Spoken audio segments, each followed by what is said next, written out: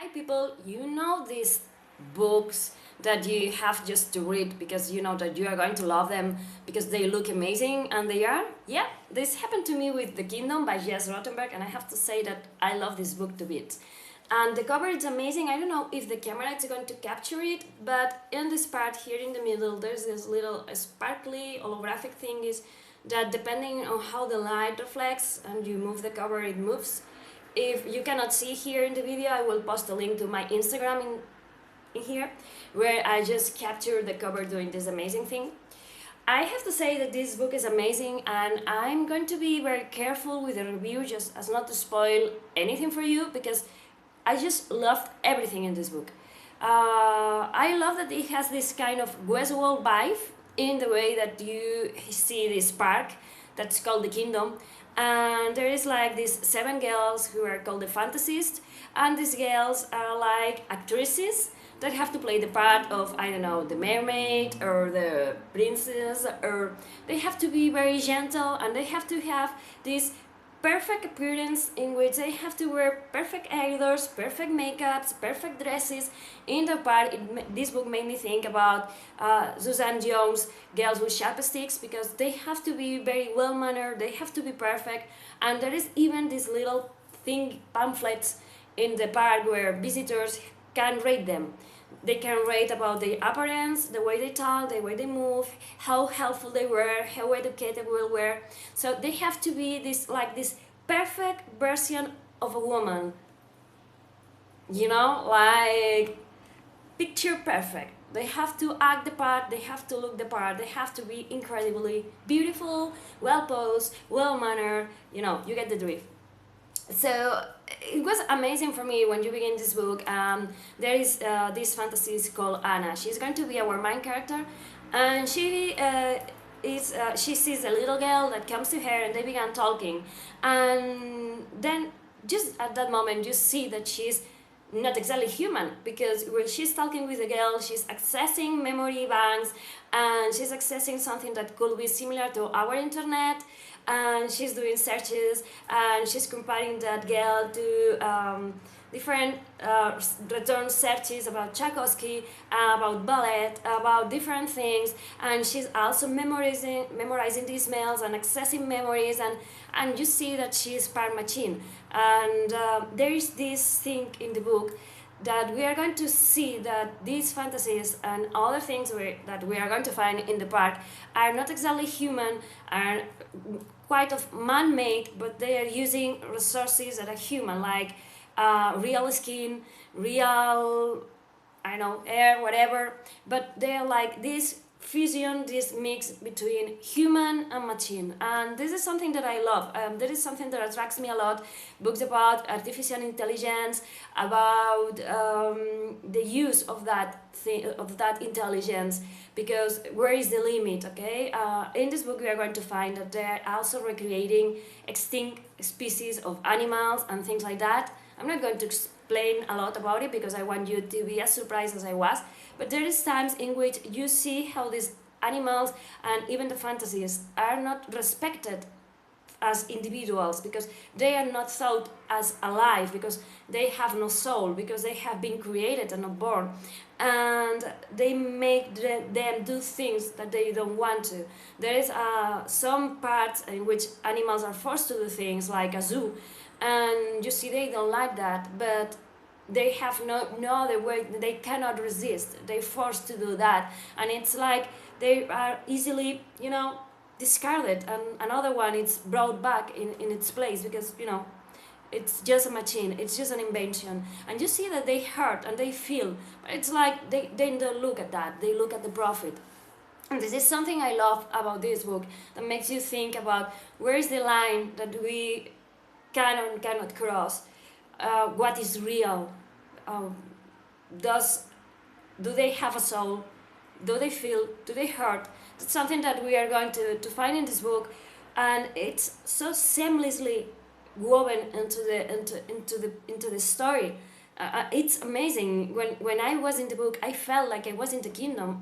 Jess Rothenberg does this amazing job of creating this world, of describing it, that you feel like you are there, and the sad part about this book is that things like that can exist or could exist. We have zoos where animals are exploited, and we have women who cannot say no and have to behave in ways and are forced to be always smiling or attentive and things like that. And it's like a dystopic future, but the things about dystopic futures and dystopic books, it's that they are so close to reality as to make you feel uncomfortable when you are reading them. So, you know, we are close to that, and it's kind of scary.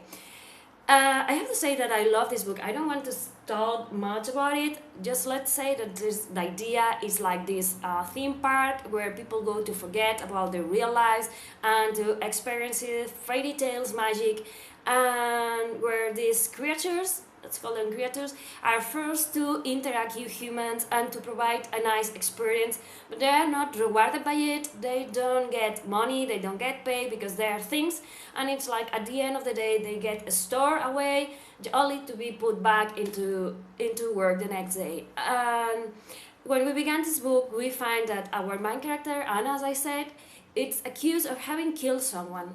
And there is like this kind of thrillery thing in the book about, did she do that or didn't she? Can she do that? I mean, where is the morality? Is she able to have these morals, to decide if she crosses this line and kills someone? Because that will make her human, because she has this programming in her head. She's regarded as this computer, that she has this program, she can evolve, she can mimic, but she cannot think for herself. But if she did do that, why did she? Because this is a person that was important to her, and how could she do that?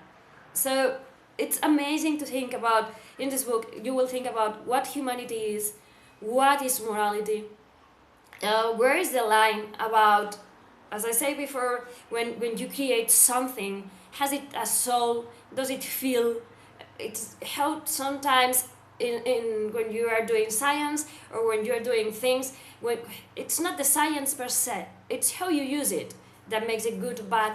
It's going to make you feel uncomfortable, because you are going to see these fantasies treated like things, but they feel, they cry, they are afraid, they want to be free. So, you know, you are going to feel uncomfortable because you are going to have to think, are they machines? Are they just programmings? Or are they alive? So why do they do the things they do? Because they are going to be, you know, things like that I call malfunctions. But are they malfunctions? Are they evolving? Are they more human than people think? And how is it possible? You are going to love this book. I mean, it's amazing. It makes you think about lots of things. Also about the position of women, because they are forced to do things they don't want to. So where's the choice? So where's their place? You are going to think about animals and how humanity treats them. Do we have the right to revive an animal that has been extinct? And if we do, why?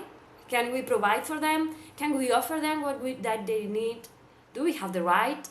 And, you know, this is going to be an amazing lecture. I mean, I love this book, but really love this book, because, as I say, artificial intelligence, thinking about morality, thinking about capability, about intent, about how we think sometimes humans, and we are just the kings of the world. And there is this quote that I always think about, that the real monster are humans. And we are going to find this in this book, because fantasies are going to be called monsters because they are different. But come on, who created these monsters, if even they are monsters? Because I'm not sure I agree with the fact that they are monsters. They're just different. And yeah, we are going to find reflections about how we treat those who are different to us. And this is going to be an amazing book. And the characters, all the characters that we are going to learn about, all the fantasies, Owen, the doctors, every one of them, it's so fully created, fully fleshed out. It's amazing. I mean, I can only say good things about this book. And in the way it ends, I hope, Jess Rothenberg, I hope it has a second part, because I love this world and I'm not ready to leave it. I need to know more about it. I love this book. I love the characters. I love the world building. I love the ideas. I love how it makes you think. I can only say good things, and I'm going to stop here because I'm going to keep on talking about good things about this book, and it's going to end like a half an hour review. Just give it a chance, read the first pages, and you're going to be addicted to this book. Thank you for watching. Bye.